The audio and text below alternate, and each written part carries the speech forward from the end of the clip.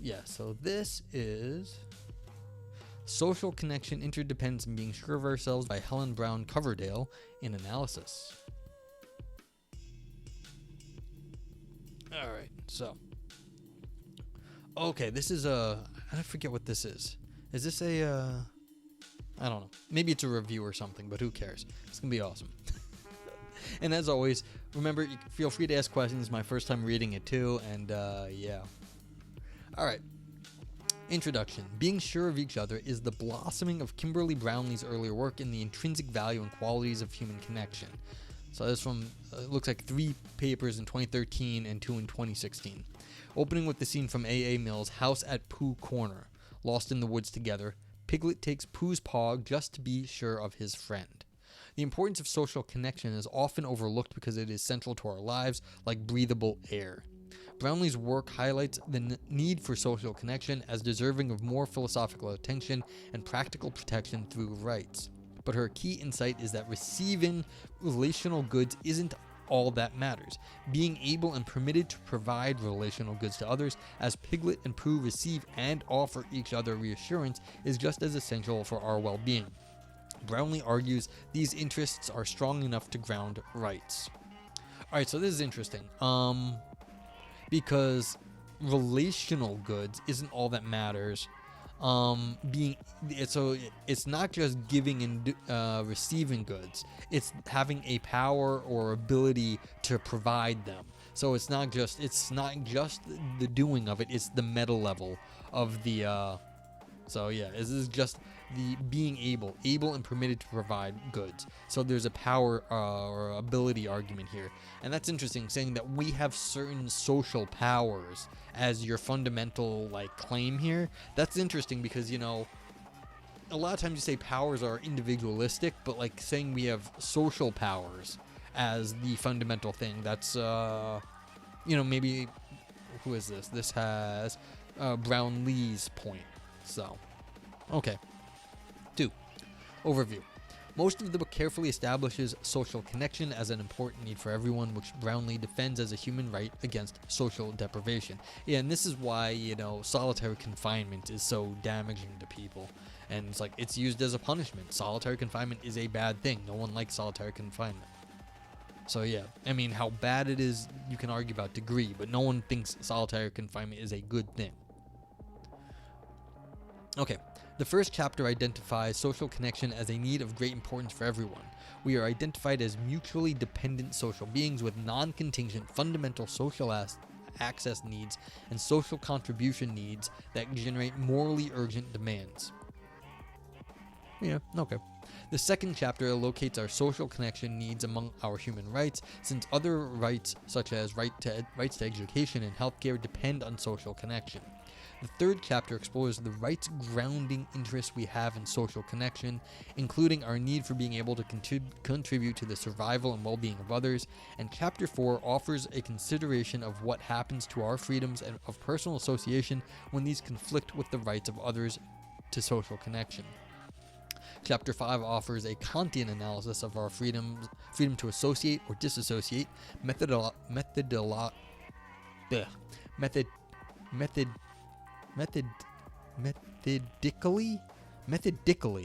methodically, yikes, I'm losing it. Methodically categorizing cases and providing systemized examples to argue that, since we cannot universalize a position that might leave some without necessary access to social connection, we cannot have an individual permission to associate only as we please. See, this is where it's interesting. It's going to override you have to be social. It's going to override you can't necessarily shun a person. You can't this is why, you know, sending someone out, kicking someone out of society has always been a, you know, effort of last resort. You get rid of someone, but the idea that everyone's gonna shun someone else is a really bad thing. It will mess that person's head up. I remember in what was it, middle school or high school, one kid got into a fight with all of his friend group. I mean, I was kind of in some of that friend group, but I wasn't this kid's good friend or whatever, and his good friends all just shunned him, and he had a mental breakdown eventually, and it was very bad. So it's like, what was something bad? Did those kids do something bad to him? Yes. Was he being a dick? I think, and that's why they did it. But like, yeah, he was being a dick. But like, did he deserve what happened to him? I don't think so. Like, that seems massively excessive. Like, he didn't deserve to. I think he, had to get hospitalized at a certain point. Didn't deserve that. But like, the idea that like kids are gonna be able to actually judge their harm that they're doing to somebody else. I mean, they were angry with him, yes, and maybe was it justified angry? Possibly. Justified anger is possibly justified, but that didn't mean that what they did by kicking him out of the friend group and leaving him without any friends, and basically like telling everyone else to leave him alone, like that was probably excessive, and they didn't know the actual harm that they got, that they did. But like, this is interesting. Like, maybe they should not have been allowed to be that mean to him, which is not what we normally think of as like right to personal association. Okay. Chapter 6 defends the claim that our freedom to disassociate with others is, in at least some circumstances, secondary to the claim rights of others to connection through some simple examples. Chapter 7 builds on these examples with more complex cases, illustrating the moral messiness possible and probable in real human lives, and showing the perverse outcomes and incentives produced by approaches other than Brownlee's right against social deprivation. Chapter 8 is applied, considering stigmatizing language and segregating institutions such as hospitals and prisons. Yeah, I mean, this is exactly what you're going to get. You're going to get, solitary confinement. And then, of course, we've had, like, basically hospitals are broken down by, social class a lot of times. Like, certain people have access to good, like, the better hospitals and doctors, and other people don't. And so you're getting, like, segregation and healthcare done differently, and so it's interesting, like the way that people are separated out. You don't get to interact with certain people, and then the doctors don't get experience interacting with certain people, and then they basically the standard of care goes way down. Yeah. Okay. Most of her examples are persuasive, yet even where I do not share the intuition, I will argue that the examples go further than Brownlee suggests to illustrate the complexity and importance to us of the social connection that Brownlee calls us to recognize. It is refreshing and encouraging to read about dependence from an influential liberal philosopher. Brownlee acknowledges the contribution of feminist care ethics in developing dependence and vulnerability as the most plausible reading of the human subject. While a care or relational ethics route could have been taken to Brownlee's destination, this is not her path. I'm excited to see what will follow from discussions of Brownlee's work, since she provides further scope to conceptualize ourselves as interdependent. Yeah, I mean, you clearly can take you should be caring for all the people in a communal way, because that's kind of how we always lived, route to this sort of thing. I guess that's not how she argued. She argued from a different perspective.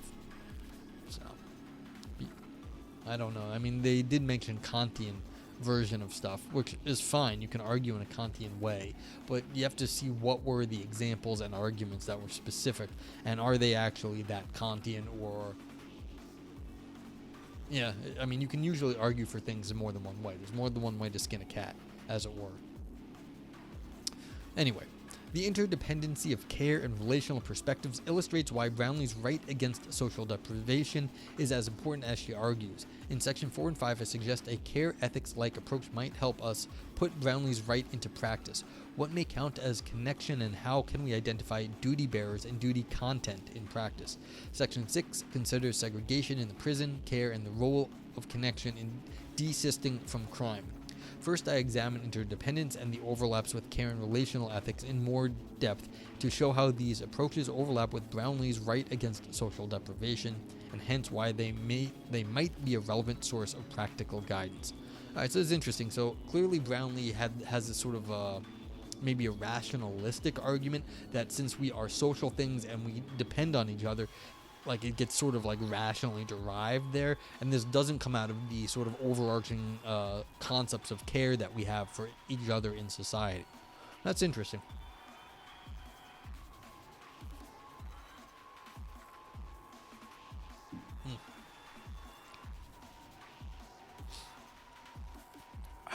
Individuals as interdependent.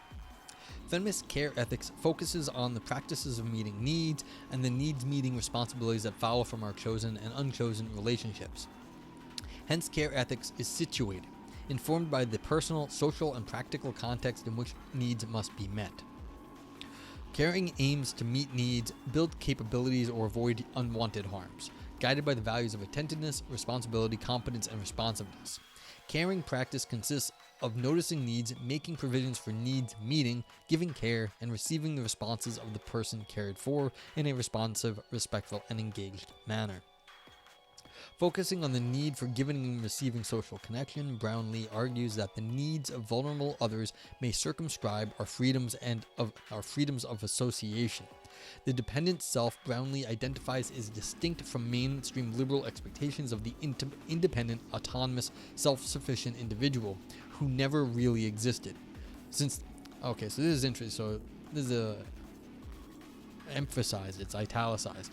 And so, since there was always someone else washing his, usually socks, making his lunch, and raising his children in the background. Yeah, there's always someone else. Like, there's never, no one ever does anything exactly on their own. Like, it's crazy that we have this myth of the self-made man in the United States because no one ever actually, really self-made themselves. It's kind of, it's nonsense. Like, there's always been people around. So it's like, this is really just one of these fantasies of the United States, of like the American mindset.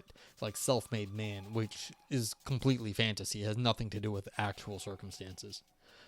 All right. Brownlee critiques this fictional individual since we cannot flourish without one another. When we recognize ourselves as interdependent and our well-being as connected, we flourish together or not at all. Relational ethics is rooted in care ethics, but prioritizes connection rather than needs-meeting practices. Alright, I just want to stop because I'm thinking, do we really flourish together or not at all? Or can, some people take advantage of other people and then they flourish and, at the expense of others? So this is part of the problem, that you're still working, you're still not a self-made man, but you're flourishing at someone else's expense. So it's basically you're taking from other people. You're not flourishing together. You're just taking their flourishing and using it for yourself. So I'm not sure that when we recognize ourselves as interdependent, our well-being's as connected. Well, no. If you see it as disconnected, but you still need other people, then you get the crazy people who just want to, use other people all the time. But I'm just saying, right here, it's like, yes, it'd be better if everyone could get along and, work for the betterment of all peoples, but that's not what happens. At least, not always. Okay. While the central insight of classic liberalism as the treatment of each person with equal concern and respect, mainstream liberalism recognizes relationships as important for individuals, but not central to understanding what it is to treat another with equal concern and respect. Yeah, see, this is the interesting thing right here, is that you're supposed to treat other people as, as deserving of, honor and, what am I doing? All tied up. You're supposed to be treating other people basically with dignity. So that's the thing. You're supposed to treat other people with dignity, but again, that's treating them as a individual on their own. But this is different, because if you're talking about relationships as fundamental, yes, you're treating someone with dignity, but that has not that it's separate from your relationship. So yeah. So this is going to be a different thing. Okay. Meanwhile, a relational reading of concern and respect demands recognition of our connection and interdependence in order to understand what equal concern and respect means in a particular context. When we understand ourselves as interdependent, vulnerable selves in connection, supporting each other is a normal part of life, and others' needs as occasional limits to our choices become more readily intelligible. Yeah, I mean, even if you just think about Twitch, there's stream teams, you'll see sometimes, I'm not on a stream team, but if you look in the description below, a lot of times you'll see, especially of streamers who are bigger than me, but they'll be in a group. It'll say some name of a group of people. So let's say what's Natty Boy Gaming or something is T-Pain's stream team. So if you go look at like T-Pain, it'll say Natty Boy Gaming or something, and then you'll also, if you click on that, you'll see someone named Granny, Cardboard Cowboy, Wet for Jesus, I think might be there, or is it, no, Michael O. Priori, I don't think Wet for Jesus is on that one, but like these are streamers, and you get nothing for being part of this, but it's like the idea is that you get like that group of people try to mutually support each other, and so this is like how you make like little networks of things. So like, you know, if you go to Aristotle stream, you get like, you know, like the philosophy friends, and so like these are like, you go, he calls us the nerds, and of course, and I should actually add Infernal this, but these are the people with actual philosophy degrees basically. So you've got like Aristotle, you've got Evolve Yourself TV, and you've got the Ask a Philosopher like a crew. There's like a group crew, although they haven't streamed, they're streaming like once a month or maybe a little less now. But like this is the thing, like how does the supporting each other actually work in context, like in life?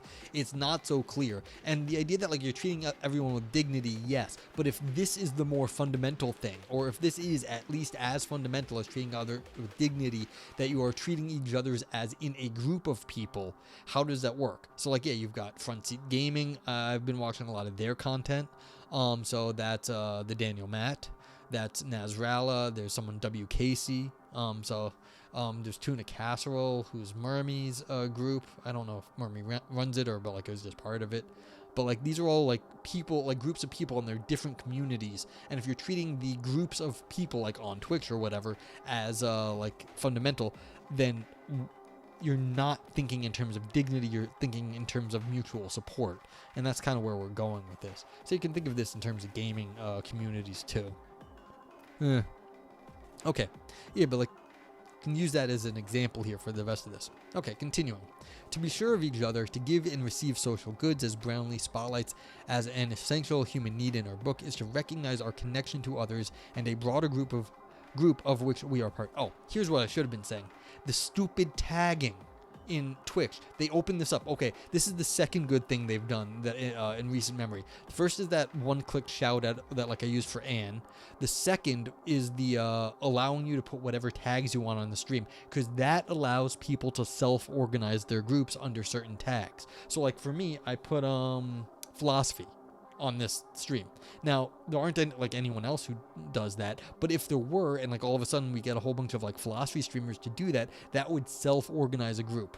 And so this sort of allows this is a fundamental thing to self-identify. And so the fact that Twitch kicking and screaming finally allowed custom tagging, because the people wanted to organize themselves in groups as opposed to necessarily by game or by category.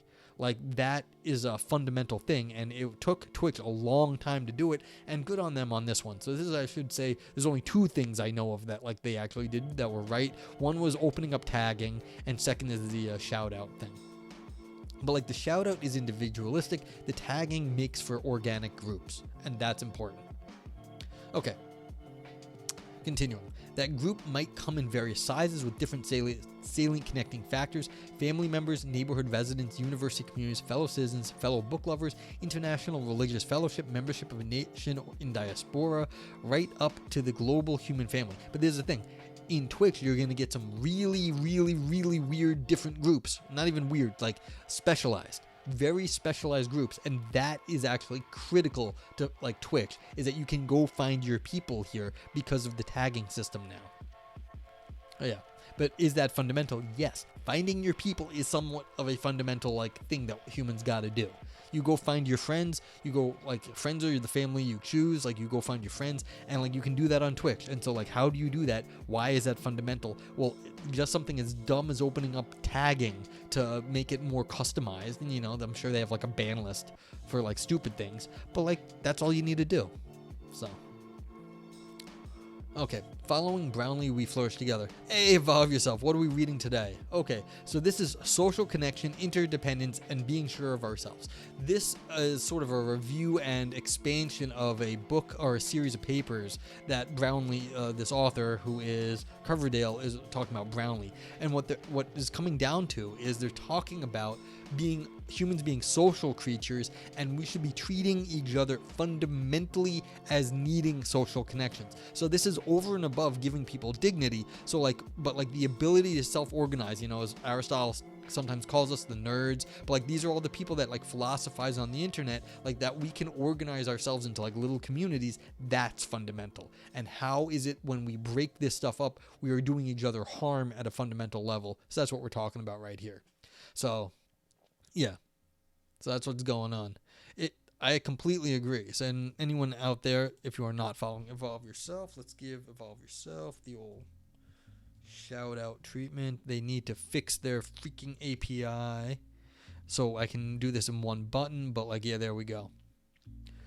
Anyone not following Evolve Yourself, he's a metaphysics, mind, science person, does chess and meditation on his stream, but so like, he's a good guy. Go follow him. He's out in Chicago holding it down. He's teaching chess out there, which is awesome. So yeah, that's what's going on.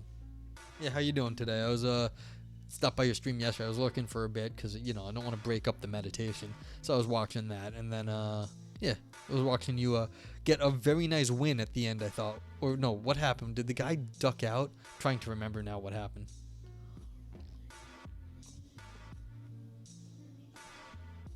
So that was a good stream. You're debating on whether you stream? Yeah, I know. I took Wednesday off. Yeah, hope you, oh yeah, he left. So, yeah, I mean, I took Wednesday off because, it was the day before. I hope, oh yeah, hope your Thanksgiving went well. Because I need to help out the family for getting ready for Thanksgiving on Thursday, and that was a good decision. I was able to help out a bit. So, it's like some days you need time off, you need a day off. But, like, otherwise, stream is good too. Make the content. Yeah, I haven't, like, I used to watch a little bit of chess content before, like, years ago, and I haven't done it in a long time, except when I'm over at your place. And, like, I watched, one other chess streamer, Gotham Chess, who's a very big streamer now.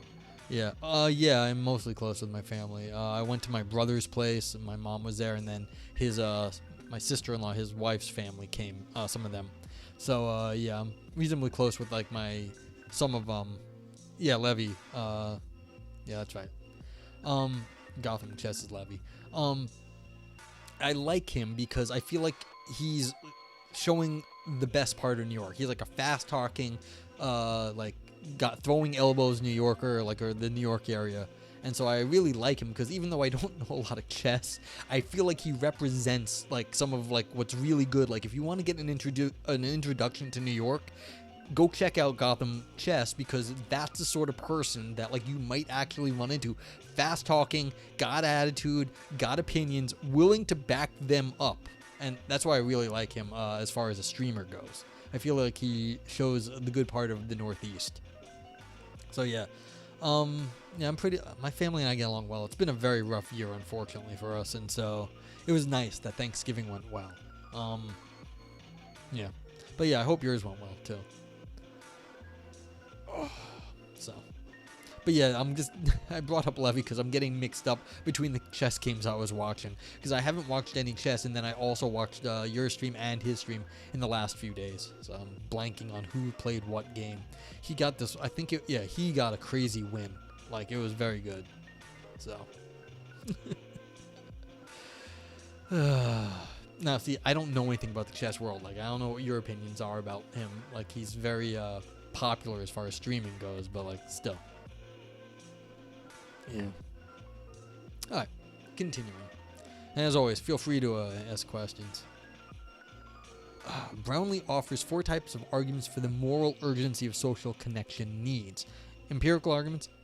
He's solid, but he'll never be a GM. Yeah, I think he said that too, and I don't know if he would have to not be streaming, I think, to be a GM, and I think he's more interested in, streaming and making money at this point than getting the letters behind his name. Yeah. But yeah, I agree. He's like, it looks like he knows what he's talking about. Not that I really understand what he was talking about, but from judgment of people, it looks like he's good. So, yeah. Yeah, it's one of those. I don't have enough knowledge of the chess world to, like, ask about, like, people and their, like, status in the chess world. Like, are you this thing or that thing, or are you planning on doing stuff? Like, yeah, I just keep my opinions to myself because I don't know if I'll step on someone's toes. All right, so there's empirical arguments, the role of connection in the socialization and development of children. Phenomenological arguments, our subjective first-person comprehension of the world comes from our socialization and our shared experiences of the world. That's interesting, that the way we see the world. Do you think Charles Manson used this need to be social to manipulate so many people? Abso-fucking-lutely, Victor. The idea that, like, I don't know a lot about Charles Manson. The last thing I saw was years ago. I didn't watch the new documentary about him, but like he definitely lured people in ways that played off their social needs to get them to do what he wanted to get him, like, to lure his victims in. So it's like he definitely knew about this, and so the fact that he understood it so well meant he could manipulate people and get what he wanted, which was bad. Yeah. But, like, this is one of those things. If you get people that abuse social relationships, like, these are, you know, they're crazy. Like, they're bad people in some sense because they're playing with the fundamental needs of others for their own end. And that, is, again, like, treating people like crap, so you're trampling on their dignity. But then this author, again, would say that's even worse. You're not trampling on their dignity, you're trampling on their fundamental, what it is to be fundamentally human as a social thing. As a social being. Yeah. So this is the respect-based. So this is like what I was saying about dignity. Respect-based arguments following a Kantian duty to respect others as reasoning, feeling agents, and as ends in themselves. Yeah, dignity comes into this. Although dignity speak is an honor, it tends to be older than the modern...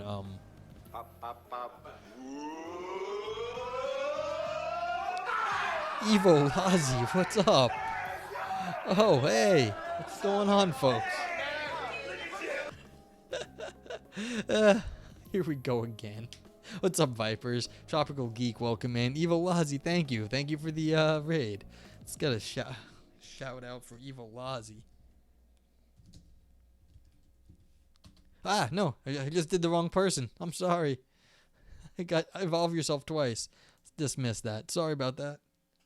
Hey, Evo. How you doing? How was your stream?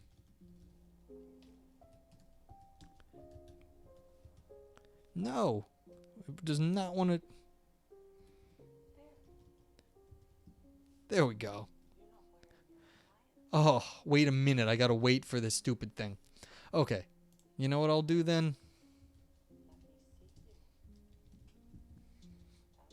Yeah, what were you up to today, Evo? Yeah, so there we got this one. But, yeah, what were you up to, Evo? How are you doing? Welcome in, everybody. For those people who don't know me, my name is Nogre, Noger0, Noger, whatever. I don't care. Yeah, that's awesome. A lot of times what I'm doing is I used to play a bunch of Minesweeper. I did Minesweeper content, but nowadays I've been just reading and explaining philosophy. I'm just, I'm a reaction content person, but I react to academic philosophy. I read and explain academic philosophy. We talk about the Noger0. Yeah, Noger0, Noger0. I don't care. You do all the environmental crisis. Yeah, I did a whole paper on that a while back. Was that you that requested it? Yeah, so it's like, I keep doing the wrong things. Let's see if it works this time. Ugh. Alright. GRE like the grad school. And no GRE. That's awesome, Tropical. Okay. Yeah, so...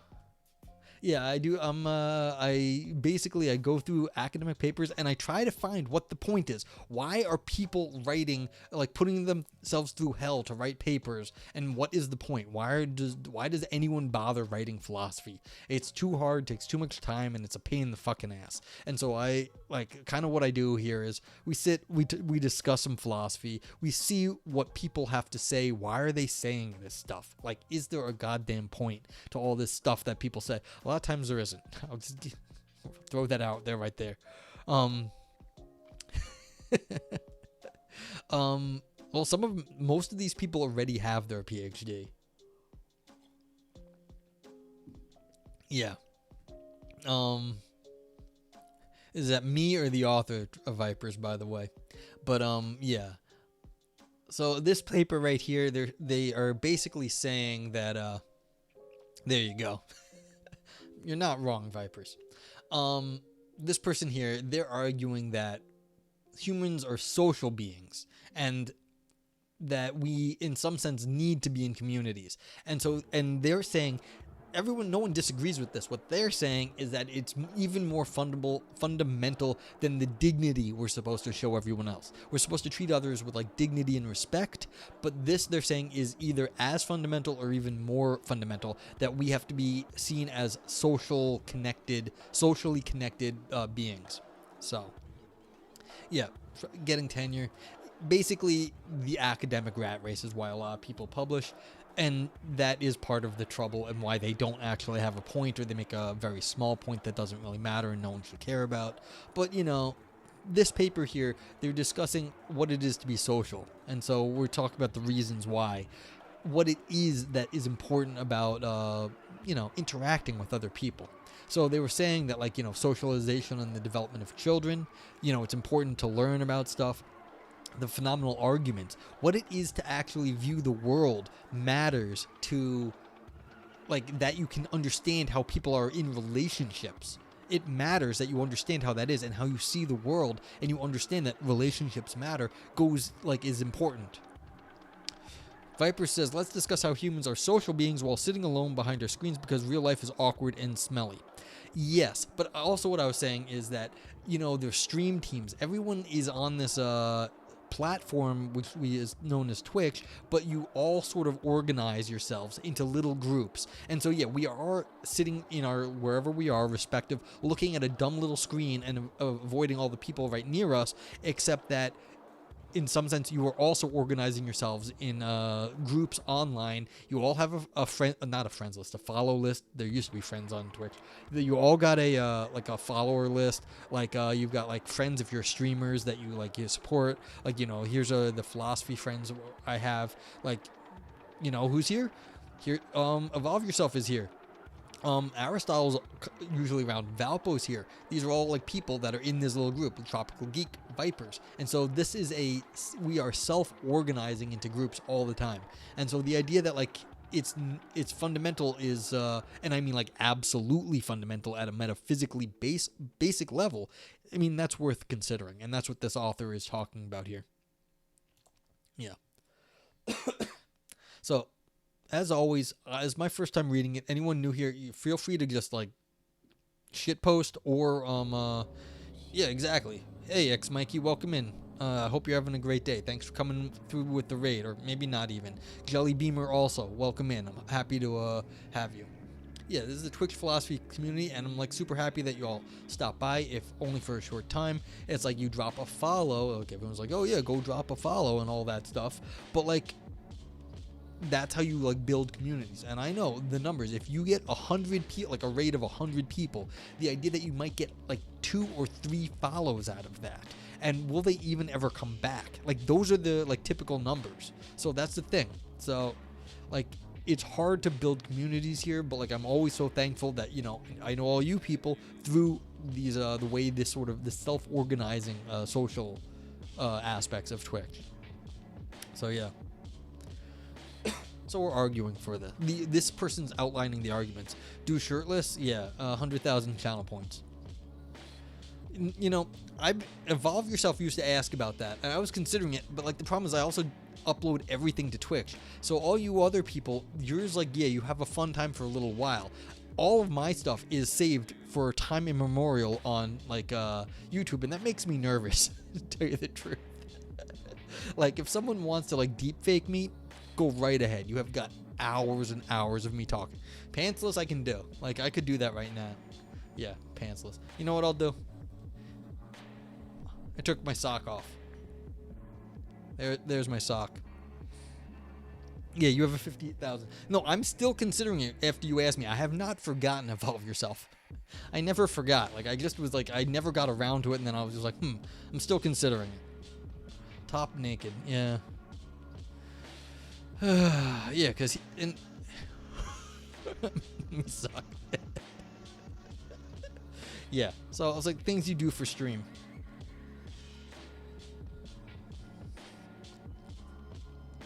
I know, Aris is cheap. Well, he's cheap or he just likes being naked, which is also maybe a point in his favor. Cheap and naked, like he's fantastic. That's why we like that guy. Great content there. Yeah, so it's like, but this is the sort of thing you get to do on Twitch. You get to make groups for dumb reasons that don't make any difference, that only make a difference to the people that are involved in them. And that is a fundamental thing, that how people self-organize around the silliest of things. And that's why it's fundamental, because we do this for no other reason except that we like it. And so this is, again, the general argument here for why people self-organize is we've got Aristotelian friendship, Rawlsian self-respect, Buddhist cultivation of loving kindness and compassion, and other non-Western perspectives. But yes, we like having fun together, and you can't explain that. Damn right. You get all the ankle. I was thinking, what's it called? Coolio died recently, and they were replaying Gangster's Paradise, but Amish Paradise from Weird Al Yankovic, which is the parody of Gangster's Paradise from Coolio. And like you see like some Amish guys looking at like ankle pictures of Amish women, and it's like, it's a joke. But like, this is the sort of thing. Like that was a fucking funny joke. 25-year-old joke, or maybe even older now. Maybe it was 30 years ago, whenever that came out. I don't remember. But like, yeah, ankle horror is like not the first time that joke has been made. It won't be the last time either. But like, it's still funny and it still matters to us. So I do what I can for chat. Everything for content, It's all like good content. Yeah, my content is who knows. Yeah, so anyway, for Brownlee's purposes, these arguments show the importance of connection across many cultures and applicability to several existing theoretical paradigms. But yeah, this is the thing. You don't need to be acting like a hoity-toity many cultures and theoretical paradigms. What happens on Twitch? Why do you like going to the channels you like going to? It does not need to be for some high purpose. Is it tits and ass? I'm sure you go some places for tits and ass. I'm not like criticizing. I go places for the things I like to see. But there's lots of different places you can go. Why that one? Why there? And that matters because there's other people that are there too, and those are your exactly. Like, why you go where you go and hang out with the people you hang out with. I'm sure there's like some very questionable people on Twitch. Still hanging out with them in sometimes. So there's what's it called? There's a lot of like I go to a lot of art stuff. Feels like a piece of meat, man. No, there's a lot of art stuff. I'm not like looking at like the anime girl artists. I just don't. Like, that's not what I'm on Twitch for. So it's like there's a lot of like tits and ass. Like someone, what's it called? I think Shane raids a bunch. He draws furries. I think, I forget. Maybe I was just there someplace else. So it's like, you want to see furry porn? Like, there's other sites for furry porn. If you want to see someone who's a really skilled furry artist, you can go find that on Twitch. And it's like, you like furries? That's good. But like, that's the thing. Yeah, the damage, exactly. Yeah. So like, yeah, I don't like follow the damage. I should probably just drop him a follow because he's Shane's friend. But like, that's not the stuff I go to. But like, I was going through all this stuff, and like, there was this one guy that I was watching, and I was like, holy fuck, he is such the artist. Like, he's shocking. He's Korean. I don't understand a fucking thing that's happening in his stream, but he's so good that it is ridiculous. And I get the sense there's a lot of people there too, just because of that. And I was just thinking about this today. He like did something like drawing clouds, and he did it in like this weird way, but it came out so good in like 15 seconds. And I could just see, the chat like flying by with everyone losing their mind together at how he made clouds. Like, everyone lost their mind. Emotes I've never seen because, I'm not in like the Korean community. I don't speak Korean. But like, so all these like crazy emotes never seen just like blowing up chat. It was exciting. It was so cool. And like, you see like the few people speaking English, you're like, oh my God, I can't believe it. How those clouds? So I was like, yeah. But this is the thing. You don't need it to be fancy. You don't need it to like be theoretical paradigms and across many cultures. It's like, that's not what's important to people. Like, that's how it fits into philosophy. Yeah. So, but like, that's what the thing. The damage, good artist, not my bag.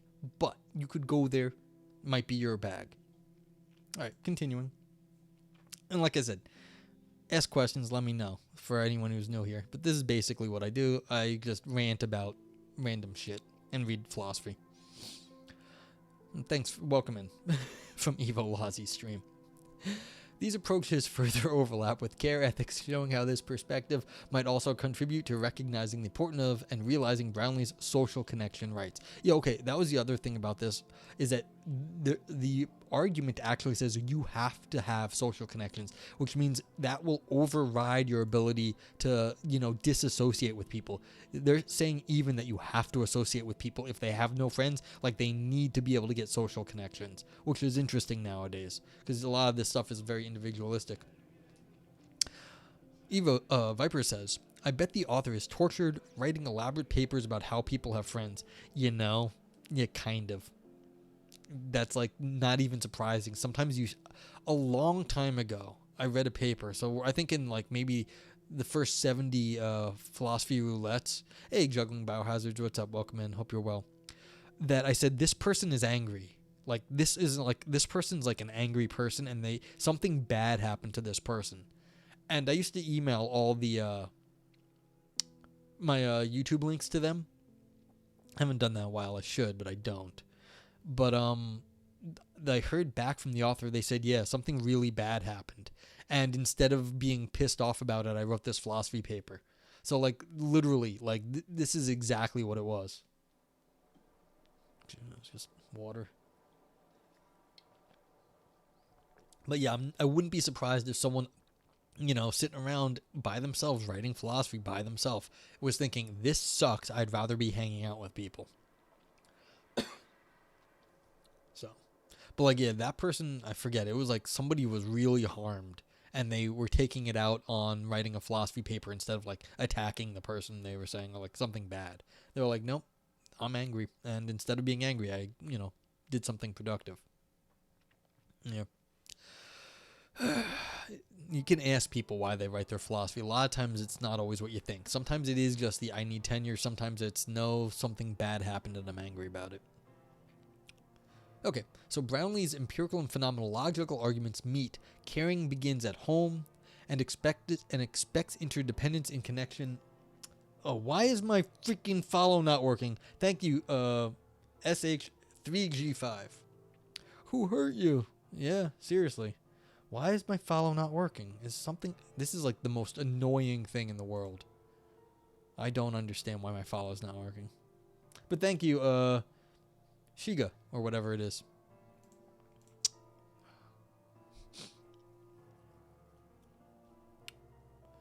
Huh, that is so weird. So annoying, because it was working earlier. Alright, thank you, Shiga, for the, and thank you, X-Mikey, also, for the, follows. Appreciate it. Yeah, I mean, why am I angry? Could get into that later, Vipers. My problems with the world. But yeah, why do I do the things I do? Who the hell knows? Alright, caring begins at home and expects interdependence and connection in our first unchosen relationship with our parents. Even very young children attempt to provide care to their caregivers. So that's interesting. So kids immediately try to look out for their parents. Appreciating relational connection and interdependency inform what constitutes respectful, dignified treatment. The interdependence of care ethics also chimes with several non-Western perspectives, including Buddhism, Confucianism, and Ubuntu. I'm running Ubuntu right now, but that was taken from the philosophy of Ubuntu. You figured it's just because you're a New Yorker. That flavors my anger. That does not mean I have to inherently be angry. But yes, I have a New York style of anger, I guess. Yeah, the level of stupid in New York is, with so many people around, the level of stupid is, like, immense sometimes. And so, yeah, there's no reason, like, if you're a happy New Yorker, it just means you haven't been paying attention. But, of course, you can be a happy person. But, like, if you're happy about everything in New York, then you just aren't paying attention. Okay, so, I mean, of course, there's other ways of being care, but it's not surprising. Most caring requires Brownlee's social connection. Brownlee further identifies that many of our basic rights can only be realized through social connection, to which I now turn. That's the point. You need to have a social connection to be like sort of fully human. Otherwise, you don't get to do like have your basic needs met. Yeah. Well, New York's a weird place. That's all it is. Alright, what page am I on? Oh my god, on page 5 of 20. I've been ranting for too long on this paper. Alright, what counts as connection? Brownlee frames social connection as a secure claim right against a claim right. What's a claim right? Alright, just a right against social deprivation with correlative duties that limit our freedoms of disassociation. Parents may not permissibly use their freedom of association to deny connection to their own young child, ignoring the child's bid for and attempts to provide social connection. Yeah, so this is saying that your parents can't abandon you, basically. So it's illegal to abandon your kid. I guess that makes some sense. We have laws against that. But she's saying it's like a fundamental thing, not just something legally enshrined, but a fundamental like right of nature that you can't abandon your kids. Furthermore, she argues that rights against social deprivation cannot depend on good behavior or standing, since other human rights presuppose connection, civil and political rights, subsistence rights, education rights, healthcare rights. There might be circumstances in which one's political or civil rights are limited, for example, in the case of lawful criminal punishment. Yeah, like there's solitary confinement. That may not be a good thing, but like keeping someone that's bad away from everyone else might be necessary. But it's definitely a bad. So imprisonment truncates liberty, and for at least some prisoners, many states suspend or permanently curtail voting rights. But rights to healthcare are universal. Even prisoners in the US and in England and Wales receive healthcare. If these human rights are to be realized, then we first need to secure social connection for all. Yeah, I wonder why they're mentioning England and Wales, but this journal analysis is out of, I think, England or Wales, so maybe they were just mentioning that because that's where the journal is. Alright, Brownlee likens the right against social deprivation to the right against hunger, which protects against involuntary hunger and the health problems this produces. Some individuals choose hunger as a religious observance or a means of protest and do not assert their right against hunger.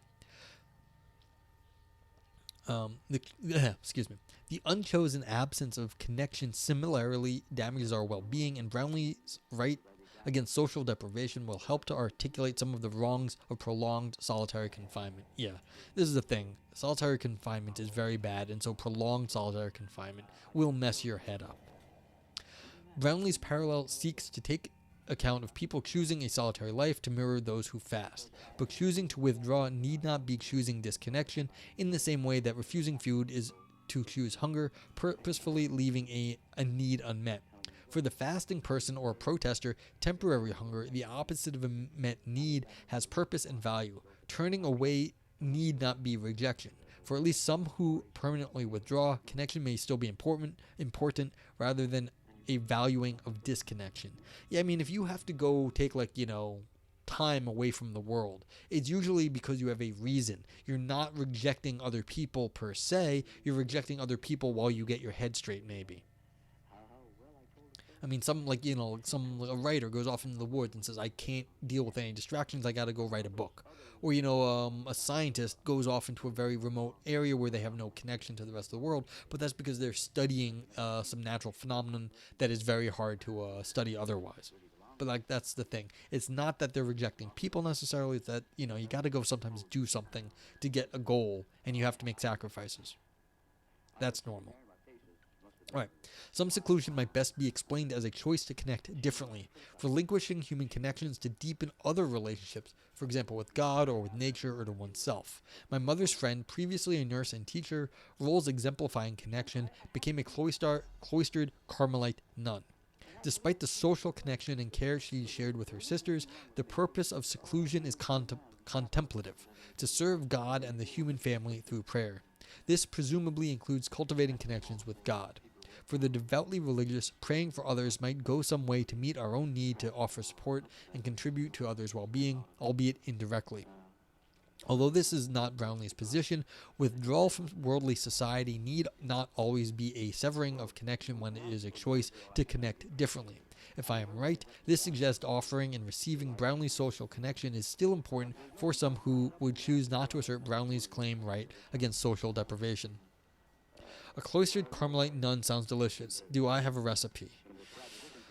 That sounds like a very dangerous question to give you a recipe to a nun. Vipers, I think that might go. It's like, how do you undress them? Maybe. Dearie. Yeah, I'm not going to say that. Juggling says, I know it was the caramel, but I was thinking more about the nun and eating one of those. So that's a different problem. Juggling Biohazard says, imprisoning people is also meant for inmates to reflect and educate themselves while avoiding risk to society, but U.S. focuses on the condemnation of it rather than redemption. Yeah, I completely agree, Juggling Biohazards. I think other countries that have more rehabilitative systems are doing it better, but I'm sure we'd like to have that in the U.S., but we're so messy that it's unlikely to get that way here anytime soon. Yeah, a lot of times we're just focusing on punishing people, which I don't think, is not the most effective method of rehabilitation. Go to your cell and think about what you did. Exactly, Vipers. It's like go to your corner like you're 5 years old. I don't think that is very effective way of dealing with like adults. Go think about what you did, and don't be angry with me because of that. It's like stupid. Like maybe it'll like piss them off enough that they'll try to turn their life around, but like again, you have to give people tools to turn their life around. If you're just throwing them in jail, it's not going to do a whole lot other than piss them off. Okay, Brownlee considers objections around providing connection to potentially intolerable people with whom no one wants to connect, and considers connection with non-human beings and online connections for this purpose. What? What kind of like just online connections for intolerable people? So all of you people are intolerable, and that's why you're on Twitch? I should have known. Alright, she cautiously describes these as imperfect forms of connection, relieving the pain of disassociation without meeting needs, and leaves open whether these are acceptable ways of meeting core social needs. Screw you, Brownlee. Yeah, exactly. Oh, I love the fact that when the Pirate Bay went, they were on, if anyone doesn't know, Pirate Bay is the pirating site where you can download things without paying for them. But, yes, I wouldn't say self-proclaimed. I got yelled at when I wasn't self-proclaiming myself a philosopher. And so after I got yelled at by a world-famous logician, I have said, since then I am a philosopher. But the Pirate Bay people were arguing in court that their online connections were just as real as anything offline. And so they objected to anyone saying that offline was better, and so they forced the lawyers to all say AFK, away from keyboard, when they were talking about meat space friends. And so they were AFK friends, not regular friends, which were online friends. Magician, no, logician. Logician, not magician. Not everyone can unlock this achievement. Yes, no, logician, not magician. But again, you're not going to get yelled at by a world famous logician either. Not so easy. I'm sorry if I misspoke. Yeah. He's a good guy, but I was like, I don't call myself a philosopher. He was like, no, you are a philosopher. You have to say, like, you're a philosopher. I'm like, oh, okay, sorry. Anyhow, all right, continuing. I can't think of a name well, in the world of logic. I mean, he's world famous. Like in logic, like people know who he is. I mean, world famous like is not like just that famous in general, but like yeah. He's like, as far as like if you spoke to people in the world that know logicians, they would know who he is. So he's known the world over. He's like traveled all over the world giving like talks and stuff. So that's why I say that sort of thing. Now there are some like very famous people I've met, but like none of them yelled at me. Like I've met Chalmers before, who is a world famous philosopher. He's never yelled at me, and I wouldn't call him a friend. It's just someone I've met.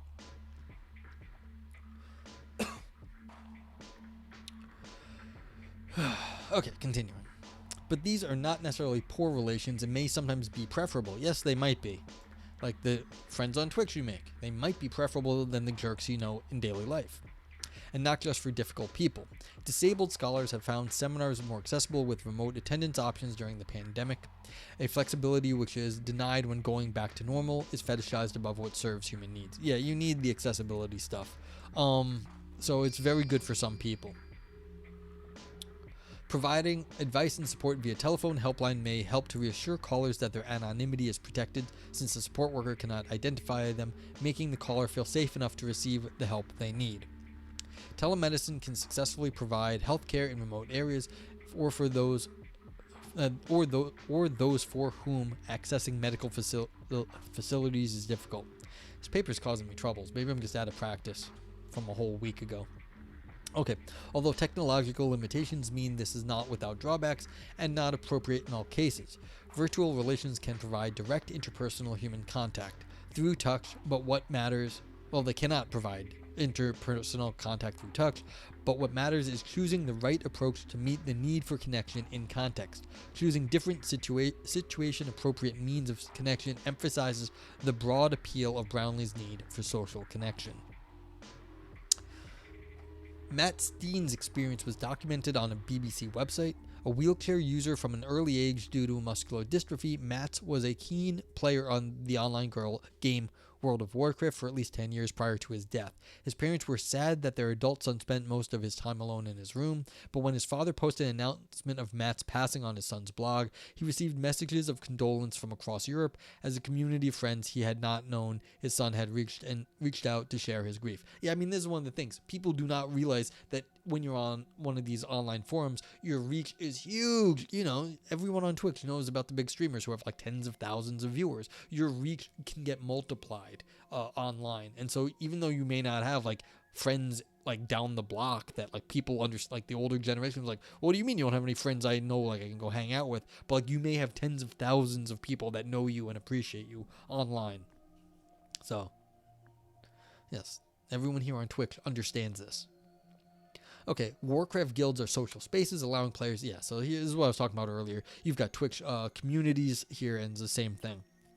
So Warcraft Guilds are social spaces allowing players to come together to share the game, taking part in solving collective action problems, where every individual must play their part to ensure well-being of others in tasks that no single player could complete alone. This might involve uniting against powerful forces that threaten harm. It could equally involve fishing, picking flowers, and crafting items. Matt had written of the escape he felt in the game. My handicap doesn't matter, my chains are broken, and I can be whoever I want to be. Yeah, and so it's a form of agency in dealing with the world that doesn't exist because of like, circumstances. And I know a lot of people on Twitch that, you see them on Twitch all day. Like, what are they doing with themselves? Well, some of them are like disabled or whatever, differently abled. They can't go do like they have work from home jobs, but that's why, because this is the best option to them. And like they're not, and of course, and they have like meaningful relationships, but like they can't move around as well or as easily as other people, and that's okay. Like you can just do things in a different method and they have gotten really good at being on Twitch. And like that's how I know a lot of people here are getting by. And everyone else during the pandemic had to basically find out what those people already knew. Like, how do you actually make connections, or more meaningful connections online? Alright, continuing. Through the social life of the guild, players of all ages and backgrounds across Europe came to know and respect Matt's chosen character, Ibelin, giving and receiving connection and building friendships. Show my ankles?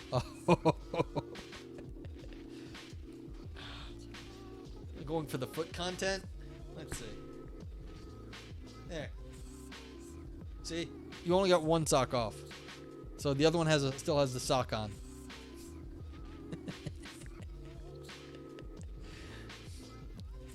Yes. Well, I'm not saying, and I have no problem with streamers that do that.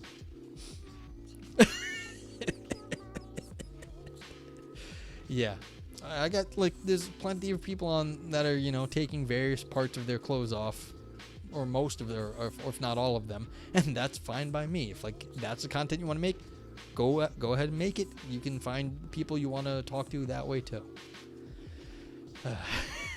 Yeah, well, Vipers, you asked. I mean, I'm just trying to, like, serve my community here.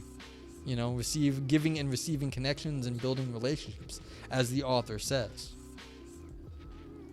Fellow players from Netherlands, UK, Finland, Denmark attended mass funeral service in Oslo after guild members pooled money to help those who could not afford travel. Watch count went up, that's great. Those who could not travel lit candles in his memory. Yeah, I mean, I'm always trying to think of new content for my channel. So, I've been doing this for a long fucking time. I'm at Philosophy Roulette 378. Like, it's a lot. Do more things. Alright, online relationships can provide real social connection in the same way one may choose to withdraw from human community to meet a need for a specific type of connection, for example with God. We may choose other means of connections. A choice to interact online may be shaped by a disability that makes in-person connection difficult. Yeah, and like I said, I know a lot of people on Twitch are like this, and it's like, that's fine. This is how they figured it out. This stupid site. A choice to build a closer connection with God may be shaped by the necessity of withdrawing from society, but both choices recognize the importance of the need to connect that Brownlee seeks to protect. At least some examples of apparent chosen isolation may be modified forms of connection. While Brownlee does not mean to exclude these cases, only the possibility that chosen isolation might undermine her argument for a right against deprivation, these chosen cases of connecting differently add weight to her insight that connection is essential for most of us most of the time. Yeah, I mean, completely agree with, like, this, basically the argument this time. So, what are you gonna do? More ankle content, I guess. Connect with the ankle fetishists. Okay, identifying duty bearers and duty content. Juggling Biohazard says, the thing with the online space is that it doesn't provide the full-blown feel of IRL experience. It's somewhat like the McDonald's version of interaction. One can form great friendships, but can also lead to parasocial, where it's more of a one-way benefit. Yeah, like, this is always going to be somewhat parasocial from, like, streamer to the chat, because you can see me, you see what I'm looking like, you get more facial expression, so you see more of me than I see of you. I can only understand what you're saying through your emotes and, like, your text. So it's always going to be more of a one-sided thing. But of course, over time you can build up understanding of people, and so then you can, like, you learn more about them. But, like, that's the thing, it's definitely your it's like what's it called, there was recently someone was asking the Zoomers, the 20-year-olds, like, how they felt about, like, other people, and, like, why are the Zoomers the way they are. They were saying because basically they've been so swamped with the online and, like, manufactured content online, they basically don't trust any of the content that they see online. And so it's not like they trust people IRL. They're not very good at the IRL stuff because, their whole, like, social structure has been fucked up due to, like, the last few years. And, like, online, everything they look at has been manufactured anyway. And so basically they trust none of this stuff. And so they're always looking for connection, but, like, the way they do it, it's very hard for the Zoomers. And so it's interesting. So it's kind of a limited thing, but they already are treating all of their social connections as very limited. So the IRL for the Zoomers, there is no full-blown IRL experience that they have that they think is good. They don't get that. They don't, like, it's not even real for them. And so the idea that, like, the online stuff is limited for them, it's just not true. Everything is sort of manufactured for their experience, which is I think this was from Shane. Shane was doing some sort of poll in his class, and that's what he got back from the Zoomers, like at his university. Shane was, it was a poll at like the university, how the students there were treating content, and basically they were treating it all exactly the same, because the IRL couldn't be trusted either any more than the online content. I mean, and that's just kind of what it was. But yeah, so everything's kind of parasocial to them, which is strange in some sense, like from looking at my like elder millennial look view. But yeah. And then again, I never trusted anyone anyway, so who am I to complain? Okay. Identifying duty bearers and duty content. A lot of duty content on this site too. On Brownlee's account, the social connection claims rights of vulnerable others can limit our freedom of association when those connections are necessary to avoid social deprivation. Juggling says, that's interesting because people who grew up with analog tech can discern the difference between IRL and online, but Zoomers lack that perspective. Noted. Yeah, that's why it was so interesting. Like, it's so, like, it's not the same for them. One potential challenge that Brownlee considers is Honora O'Neill's view, which holds that a claim right cannot be operationalized in the absence of identifiable duty bearers who are under specific duties. Drawing on John Tasuila's argument, I apologize how I say your name, Brownlee counters that on an interest-based account of rights, identifying particular duty bearers is a further step not needed for identifying the right. In practice, we still need to know how this duty may be fulfilled, by whom, and what counts as successful discharge of the duty, and I suggest that care ethics approaches may help us. I consider some of Brownlee's examples. Existing relationships indicate primary duty bearers, but ultimately vulnerability and proximity seem more important. Yeah, see, this is the thing. What does it mean to be vulnerable and proximal to somebody? How do you actually get near somebody online? You need to be, in some sense, open to people online. How does that happen? So that's an interesting thing. Yet, even where I disagree with her discussion, these cases illuminate the importance and complexity of the social connection Brownlee articulates. Not that. It needs to be deleted, but it's too late now. It just got published. Brownlee considers that our duties to connect with some types of others persist even when the duty is severely burdensome. For example, parents may not deny connection to their child, even in the case where that the child is wanted by the police. So basically, okay, yeah, like they're saying that parents might not be able to turn their child in, even when they think the kid should be turned in. So that's interesting. They're going straight on the do not turn your child into the police, even if they're heinous. So, vulnerable and proximal. I'm walking here. But yeah, that's Vipers. Yeah,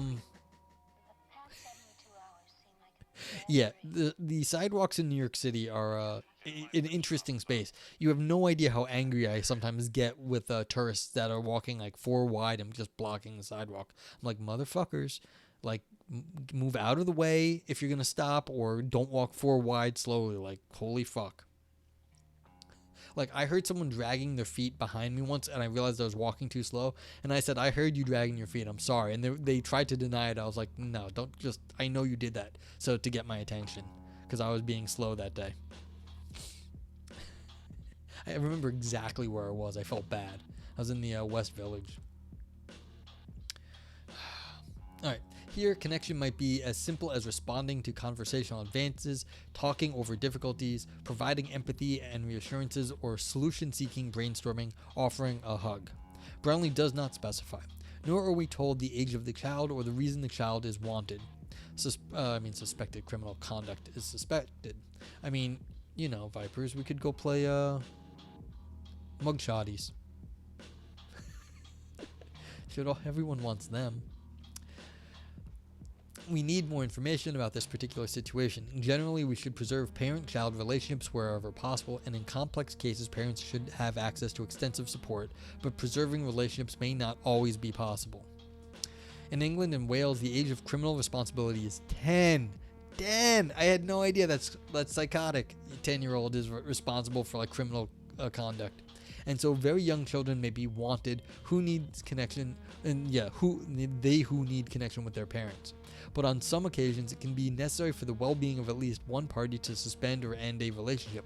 When an older or adult child is wanted in relation to a pattern of criminal behavior that is abusive, violent, or otherwise dangerous towards either the individual themselves or the parents' other dependents, suspending or severing the relationship may be in the best interest of the parties. Relationships matter, but they matter for individuals. Bad relationships can be harmful. Yeah, I mean, this is one of those things where, again, you might have to limit the relationship in certain ways or develop it differently at a certain point. The relationship can evolve or, again, may just have to be cut off. If things are this bad, this might be indicative of a broader systemic failings of support for the family and past political decisions about how to value, resource, and provide care. But protecting individuals in the here and now is also important. The parent may do the right thing, all things considered, withdrawing connection to protect themselves and other dependents, but still breach a pro tanto duty to connect with their child, acknowledging the pro tanto wrong and the failure to connect. Anyone concerned that Brownlee's right against social deprivation is too demanding or restrictive of individual freedoms of association should be reassured. I mean, yeah, what's the limit of a mother's love is the question right here. How much does your mom have to, forgive your, sins? This all things considered permission not to connect hints at the extent to which even intimate others' rights against social deprivation may constrain our freedom of association when they become severely burdensome.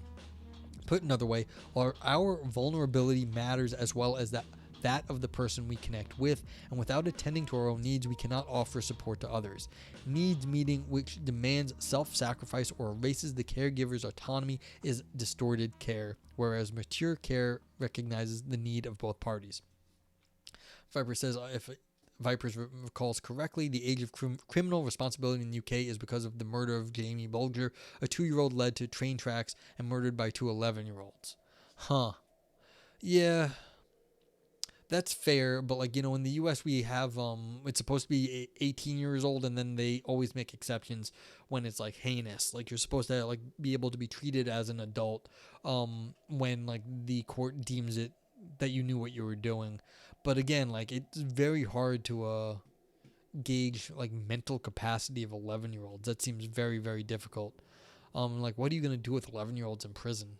That's very strange. So yeah, I don't know. Yeah. That's a hard one. I read a while back a paper saying basically that 16-year-olds can make political decisions as well as 20-somethings, as long as they're somewhat educated on the political issues of their day. So it's maybe 16, but it strains my imagination that 11-year-olds would be really understand all the consequences, or they should at least. It'd have to be severely, even if you are going to hold them criminally responsible, the punishments would have to be for a hand holding, or an 11-year-old. Yeah, that's kind of disturbing. They killed a 2-year-old. Interesting. Okay, people for you. The limits on our associative freedoms. All right, yeah, murder of James Bulger. I'll take a look at this later. I'll copy it. Throw this over here. Oh, wow. Okay, so this was only in 1993. Yikes. Yikes. Okay. The limits on our associative freedom are then less about the duties or special nature of the parent-child relationship and more about the vulnerability and capacity to help. Another of Brownlee's examples helps clarify this. A small boy, Kevin, attempts to befriend his grumpy retired neighbor, Mr. Gustafson, following him around while Kevin's parents work long hours. I mean, is this what was that? There was a comic that was about a kid who was always annoying his neighbor. Is that what this is? Author says, I share Brownlee's view that where parents fail to provide connection to their children, any adult that the child attempts to engage with has a similar duty to accept social connection. Mr. Gustafson has some moral duty to associate with Kevin, given both Kevin's need and Mr. Gustafson's proximity and awareness of Kevin's situation. Yeah, Dennis the Menace, exactly. Juggling biohazards. Like, this is exactly it. It's like an old man just wants to be left alone, and Kevin is like, I need your attention and screws with you. So I don't know if this is exactly right. Yes, if there's a little kid that needs help, it would be the moral thing to do to, like, spend some time with them, but there is a limit to it, and that, again, does not account for all the problems like an older dude living alone might have. But yeah, to the limit that someone can be a friend to a kid, that it'd be better if they did. But again, if it's like Dennis the Menace, like, no thank you. Like, I don't like kids. I don't want to deal with kids. I don't. Like someone was saying, like, some 11-year-olds moved nearby me, and they were like, why don't you go talk to them? I'm like, why the fuck would I want to talk to 11-year-old girls? That sounds terrible. Like, they were like, oh, they'll like to have, like, a nice guy living near them. I'm like, no, I don't want to talk to 11-year-old girls. Like, that sounds like a bad idea. It's like, no. It's like, yes, if they needed, like, if they had no one else to talk to, maybe I would. But, like, that would be if they were in a worse situation. They're not in a bad situation at all. Bill Burr has a great bit on this topic. I would expect it if Bill Burr did it, it would be good. But, like, yeah, I feel bad for, like, anyone who wants to deal with an annoying kid. Like, no way. No way. Like, I'm busy, thank you. Go get your, go annoy your parents. Maybe that's why they don't deal with you, is because you're a shitty kid. Not to blame the kids for their shitty parenting, I guess, but whatever. Yeah, moreover, while accepting Kevin's conversation is not burdensome, see, if it is not burdensome, like the kid is not being a burden, Brownlee argues that Mr. Gustafson still has this duty even if it becomes burdensome, since he is able to prevent the harm of Kevin's neglect. You see, this seems a little excessive because fixing neglectful parents is like, that's not so easy.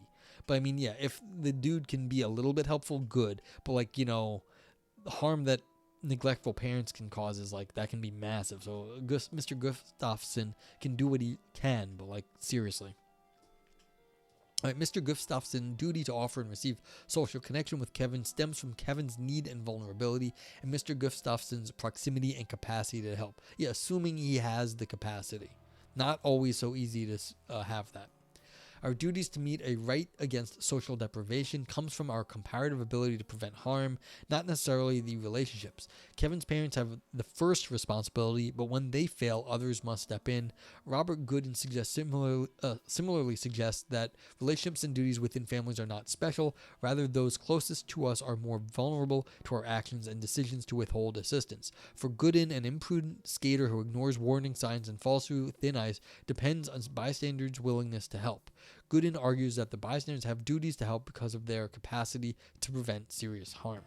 Yeah, I mean, there is something that you should be able to working to, help your community. But yeah, that's fair.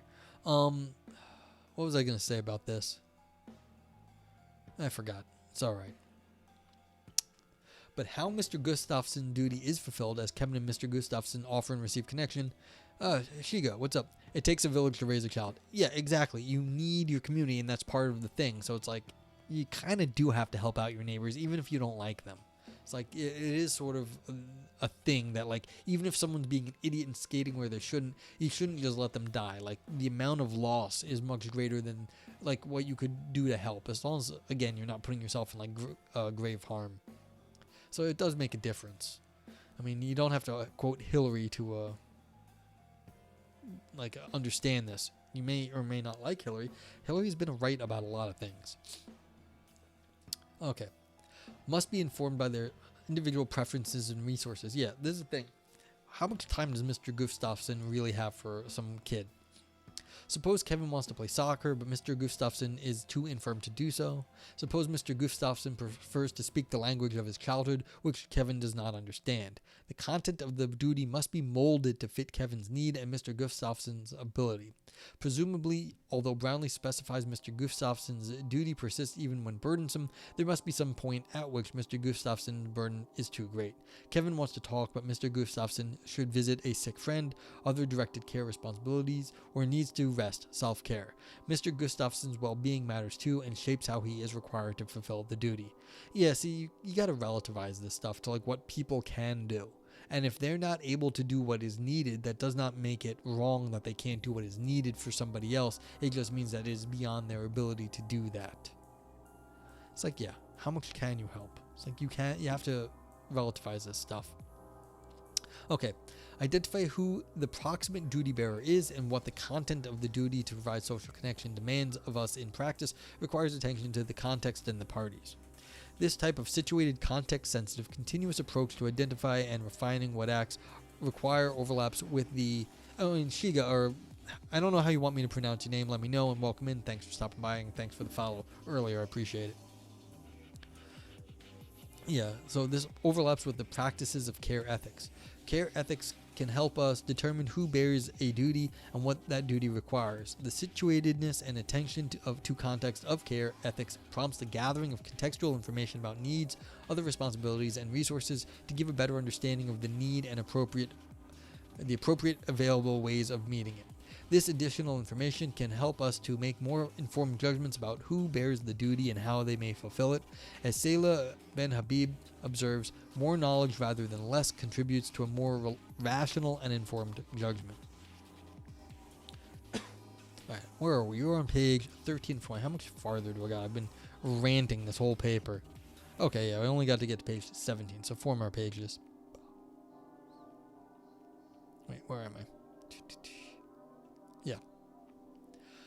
In addition, care ethics can also help us when we are not sure which set of principles to apply. Grace Clement argues care ethics provides a framework to guide our choices when it is not clear what justice requires in this context, or competing views of justice, sets of principles diverge. Even if we cannot immediately identify a duty bearer for the right against social deprivation in the abstract, care ethics provides a complement to rights that enables us to puzzle this out in practice. Care is not a complete political theory, and Joan Tronto argues that rights are an essential complement to care. Rights can avoid needs being pitted against one another, particularly when publicly funded care services face cuts. In Kevin's case, Mr. Gustafson is the duty bearer, but a care ethics reading provides space for Mr. Gustafson to consider his own needs, responsibilities, and preferences along with Kevin's important need for connection. I share Brownlee's view that freedoms of association are more limited than we tend to assume, but I think her Lalit example misses its mark. A young woman, Lalit, cannot be obliged to marry against her wishes because her tribe's survival is at stake, but is obliged to be friendly to other adult members since this isn't overly burdensome, and any burden is less than the threat to the tribe. Here, the preservation of the tribe rather than the individual member's rights against social deprivation seem to be what imply Lalit's duties involving connection with them. If Lalit remains as part of the tribe, she should try to be friendly. But she should also, as Mr. Gustafson is, open to the friendly social advances of needy others. If Lalit has a duty to offer and accept connection with members of her tribe, it is at best a pro tanto duty, to the extent that they are friendly to her. If they are rude or Lalit dislikes their company or prefers to pursue her education in another city, she has no overriding duty to stay. Unlike Kevin, these other adults are not vulnerable and can offer social and cultural connections with each other. The last two speakers of a language cannot oblige each other to engage in conversation only for the sake of preserving the language, even when this causes one of them great anguish. This actually happened, I think, where there were only two speakers left of a language and they refused to talk to each other for some really old argument or something. And like basically people were trying to preserve the language, but they couldn't do it because only one person, they could only talk to one person at a time. And it wasn't like they could get like the full story. But whatever. But unless she rejects her origins entirely, Lalit may have some obligation to learn her culture, requiring a teacher and connection, and perhaps to visit or write. But preserving shared cultural goods is distinct from the important and immediate need for social connection, highlighted in Kevin's case, that Brownlee's work emphasizes. Alright, so do you have to be nice to your neighbors is really what this comes down to.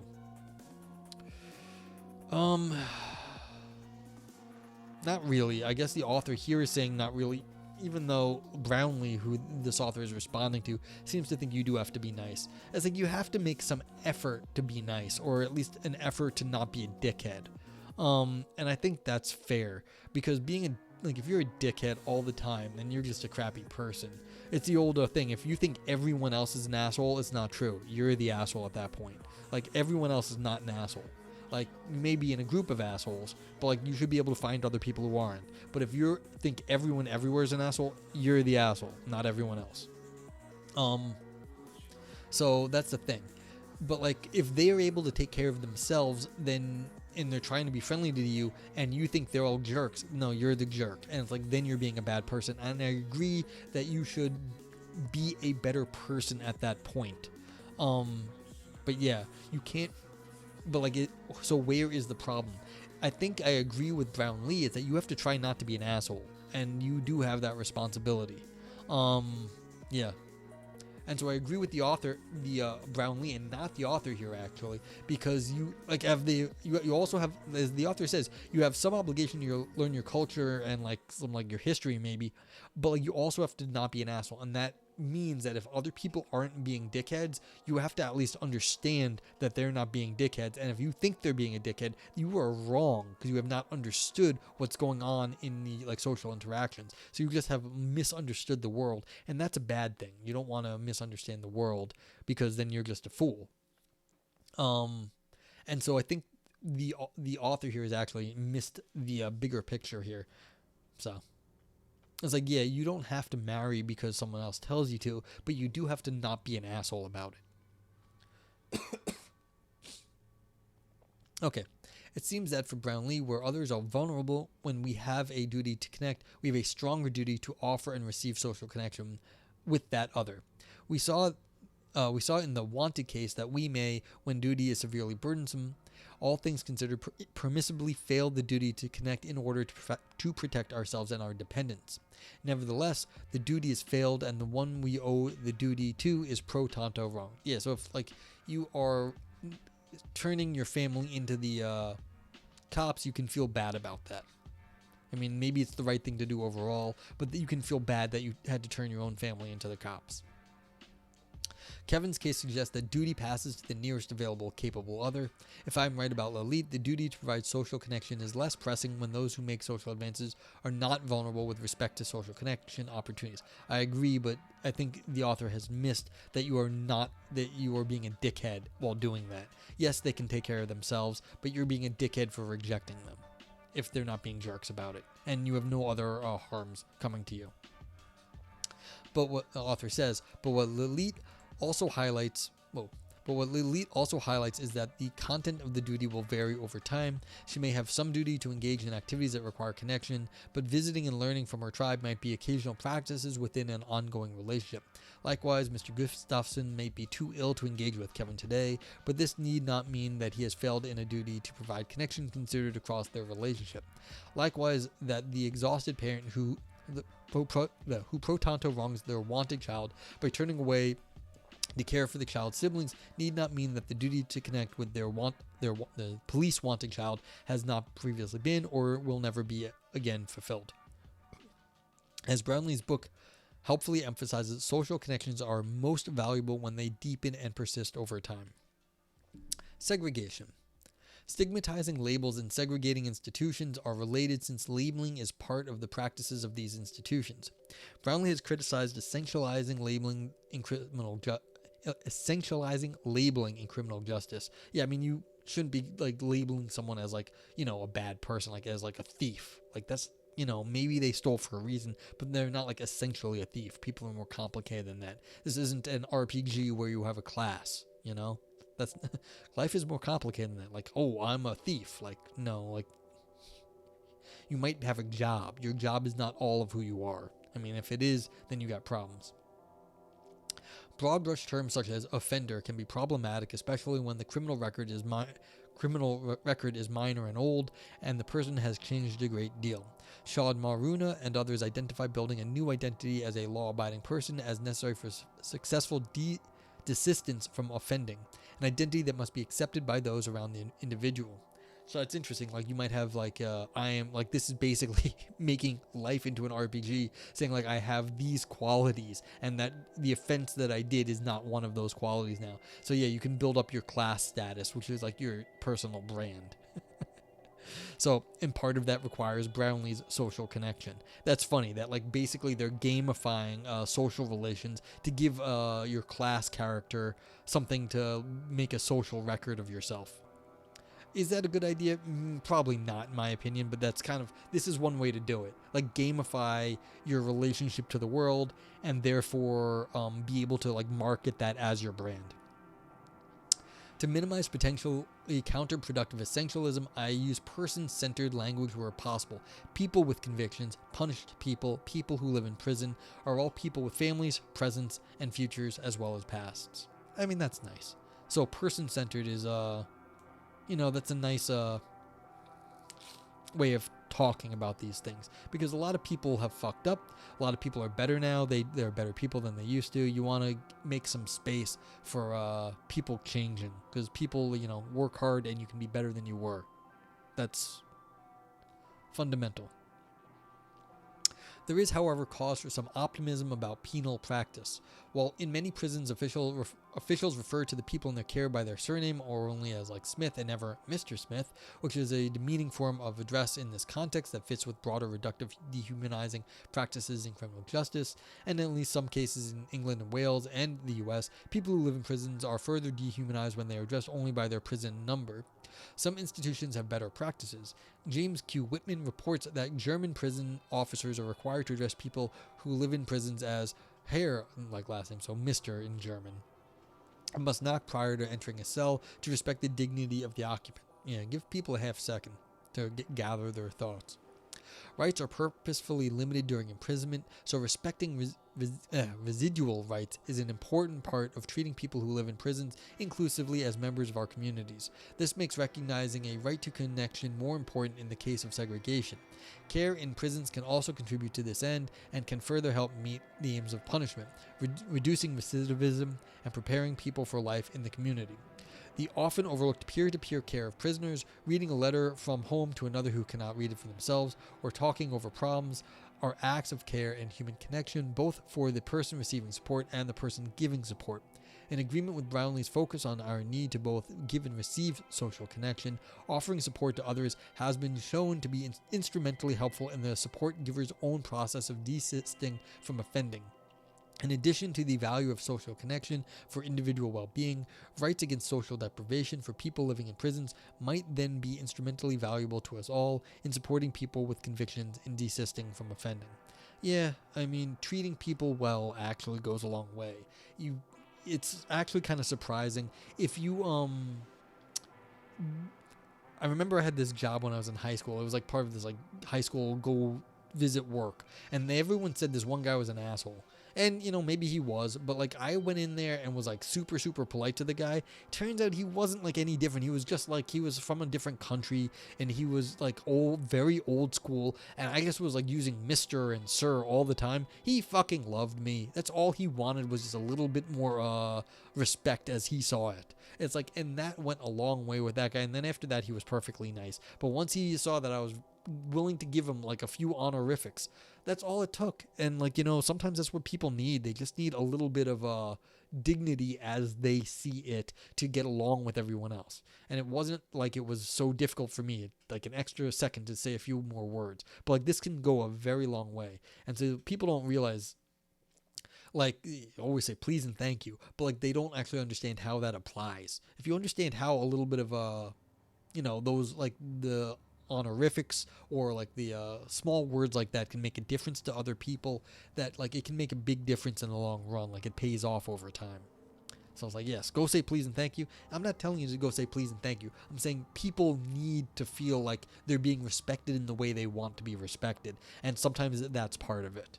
So it's like you don't come into someone's channel on Twitch and like you start like spamming your like links or whatever. That's rude. But like people who don't know Twitch, they might do that. They're abusing the system. But like that's the thing. There are things you're not supposed to do in different contexts. So it's like, yeah. All right, conclusion.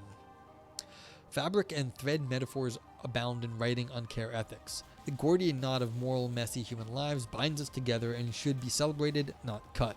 We need each other, but we also achieve more when we support one another. I've offered some reflections on what it is to connect, how we can identify the content and bearers of duties to connect, and briefly, the importance of connection even in cases of enforced segregation. Connection is inescapable and essential for most of us, and when I understand myself as part of us, being sure of each other is bound up with being sure of ourselves. Brownlee offers us the tools to recognize and protect a human need for giving and receiving social connection as a right, and more fundamentally, an opportunity to recognize ourselves as interdependent. Okay, cool. So this was this is a poli-sci department person, not necessarily like someone. They probably have a cross list in the philosophy department, but this was a really nice paper. I mean, granted, they were just expanding on something someone else had said, but they were expanding it in a way that gives more examples. So basically, if you are going to treat social connections as fundamental, how do you go about thinking about this? You have to think about how you are actually interacting with other people. And that's not so easy all the time. Like, how exactly, like I was just saying, how can we relate to other people? You act in the polite way that they want to be interacted with. You don't go into someone's stream and make a fool of yourself. You get banned. Like, that's it. Like, that's what's going to happen if you do that. You go in, if you want to be part of the community, you go in, you might observe a little bit, make some, like, mild chatter. But if you go in and you start, like, insulting the streamer, like, how they look or something, like, you're going to get banned. Like, just don't do that. Like, yeah, you want to be, like, a speedrun ban? Like, how fast can you get yourself banned from Twitch? I know people do this. But, like, you have to understand how to make the social connections, and if you're just abusing it, like you're speedrunning getting banned from Twitch, it's like you're just abusing other people's goodwill, and it's not worth it. Mostly, like if you want to actually, you're having a little bit of fun for yourself, but like at what everyone else's expense. It's like that's not the fundamental thing. The fundamental thing is people trying to get along with each other, and once you see it that way, then you can understand that you're the one that's being a dickhead at that point. If you're just like trolling as like to be a troll. Let's see. Is there anything that needs to be said here? If anyone questions, let me know. Chat. Appreciate everyone being here. But yeah, I don't know if I have a lot to say. It's just like, yeah, the online community is like you have to find your own people, and that's a big part of this too. You have to find people that you want to interact with because you need to. Like that is part of what it is to be human, is to be interacting. One here. You feel attacked? I was thinking about you when I said that. No, I wasn't. I'm kidding. Yeah. But, like, that's the thing. Like, there's, shitty trolls, and then there's interesting trolls. The interesting trolls might be stirring the pot, but they stir the pot and it's entertaining, and people, getting people talking. If you're not stirring the pot, you're just, like, poisoning it. It's a waste. You have to get the person, kick them out. If you're stirring the pot, kicking up a little bit of, little muck raking to kick up, see what you get out of it, that's interesting, and people appreciate that content. But basically, if you're just doing it to entertain yourself and no one else, then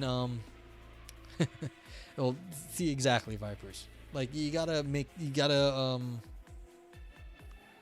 want everyone to at least be able to participate in the trolling. If you're just trolling for yourself and no one else, it's not good trolling. It's just lame trolling. It's like low effort trolling, just doing stupid things that no one else cares about. It's just uninteresting, and then it's not good. But if like you're stirring the pot to do something with it, there you go. Yeah, it's one of the things. You go to some new channel where there's a bunch of people there, you gotta at least try to read the crowd, read chat, read the streamers, see what they're up to before you make a fool of yourself. I mean, usually it's okay. People understand. Like, you jump into a conversation, it's not the same. But yeah.